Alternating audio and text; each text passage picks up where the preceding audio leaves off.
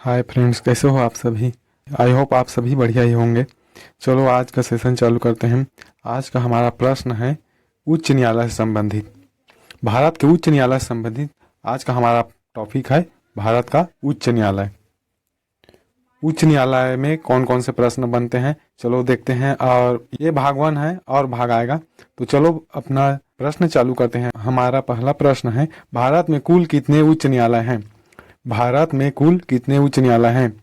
तो भारत में 25 उच्च न्यायालय हैं। भारत में कितने उच्च न्यायालय हैं, तो 25, कुल 25 उच्च न्यायालय हैं। चलो नेक्स्ट प्रश्न देखते हैं। अगला प्रश्न है, प्रश्न दूसरा, देश के 25 उच्च न्यायालयों में न्यायाधीशों की कुल स्वीकृति संख्या कितनी है। देश के 25 उच्च न्यायालयों में न्यायाधीशों की कुल स्वीकृत संख्या कितनी है। कितनी है, तो 1079, 1079 है। चलो अगला प्रश्न देखते हैं। प्रश्न तीसरा, भारत के किस उच्च न्यायालय में न्यायाधीशों की संख्या सबसे कम है। भारत के किस उच्च न्यायालय में न्यायाधीशों की संख्या सबसे कम है। तो उत्तर है सिक्किम उच्च न्यायालय में, सिक्किम उच्च न्यायालय में। चलो अगला प्रश्न देखते हैं। हमारा अगला प्रश्न है, भारत के किस उच्च न्यायालय में न्यायाधीशों की संख्या सबसे अधिक है। भारत के किस उच्च न्यायालय में न्यायाधीशों की संख्या सबसे अधिक है। तो इलाहाबाद उच्च न्यायालय में, इलाहाबाद उच्च न्यायालय में सबसे अधिक है और सिक्किम में सबसे कम है न्यायाधीशों की संख्या।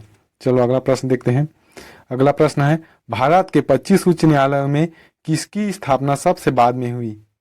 भारत के 25 उच्च न्यायालयों में किसकी स्थापना सबसे बाद में हुई। तो आंध्र प्रदेश उच्च न्यायालय की, आंध्र प्रदेश उच्च न्यायालय की स्थापना सबसे बाद में हुई है। चलो देखते हैं अगला प्रश्न। अगला प्रश्न है, मुंबई उच्च न्यायालय, कोलकाता उच्च न्यायालय तथा मद्रास उच्च न्यायालय की स्थापना एक साथ हुई थी। उच्च न्यायालयों की स्थापना किस वर्ष हुई थी। उत्तर है 1862 ईस्वी में हुई थी।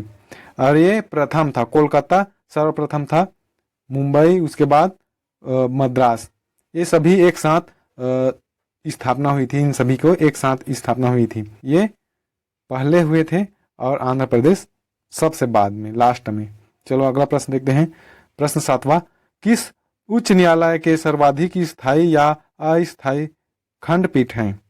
किस उच्च न्यायालय के सर्वाधिक स्थायी या अस्थायी खंडपीठ हैं। तो गुवाहाटी उच्च न्यायालय के। चलो नेक्स्ट प्रश्न देखते हैं। अगला प्रश्न है, भारत के किस संघ शासित क्षेत्र का अपना उच्च न्यायालय है। भारत के किस संघ शासित क्षेत्र का अपना उच्च न्यायालय है। तो दिल्ली का है। संघ शासित क्षेत्र में दिल्ली है जिसका खुद का उच्च न्यायालय है। चलो नेक्स्ट प्रश्न देखते हैं। अगला प्रश्न है, किस राज्य का अपना स्वयं का उच्च न्यायालय नहीं है। तो किस राज्य का अपना स्वयं का उच्च न्यायालय नहीं है। तो नागालैंड का नहीं है, नागालैंड के पास स्वयं का उच्च न्यायालय नहीं है। अगला प्रश्न देखते हैं। अगला प्रश्न है, कौन सा उच्च न्यायालय एक से अधिक राज्यों का उच्च न्यायालय है।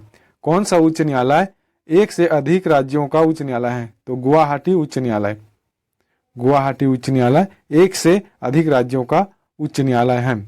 नेक्स्ट प्रश्न है, पटना उच्च न्यायालय की स्थापना कब हुई थी। पटना उच्च न्यायालय की स्थापना कब हुई थी। 1916 ईस्वी में, 1916 ईस्वी में। नेक्स्ट प्रश्न है, भारत का सबसे बड़ा उच्च न्यायालय कौन सा है। भारत का सबसे बड़ा उच्च न्यायालय कौन सा है। तो इलाहाबाद उच्च न्यायालय सबसे बड़ा है। भारत में सबसे बड़ा इलाहाबाद उच्च न्यायालय है। अगला प्रश्न देखते हैं, भारत के किन दो संघ शासित क्षेत्रों का अपना उच्च न्यायालय है। भारत के किन दो संघ शासित क्षेत्रों का अपना उच्च न्यायालय है।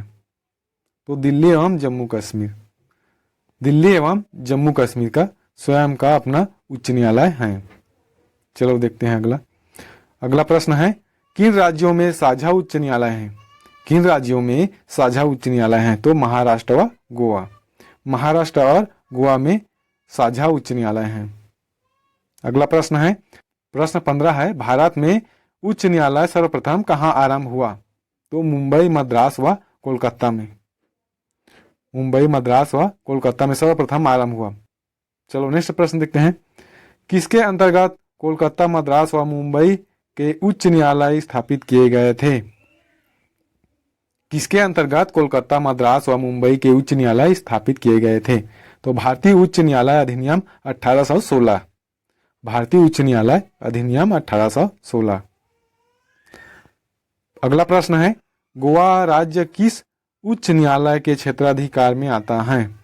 गोवा राज्य किस उच्च न्यायालय के क्षेत्राधिकार में आता है? तो मुंबई उच्च न्यायालय, जो कि महाराष्ट्र में है।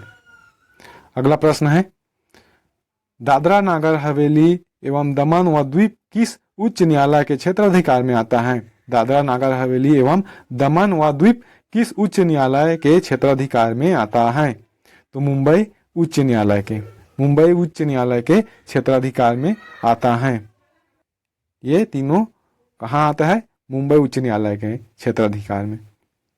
अगला प्रश्न है, अंडमान व निकोबार द्वीप पर निम्नलिखित उच्च न्यायालयों में से किस का क्षेत्राधिकार है? तो कोलकाता है।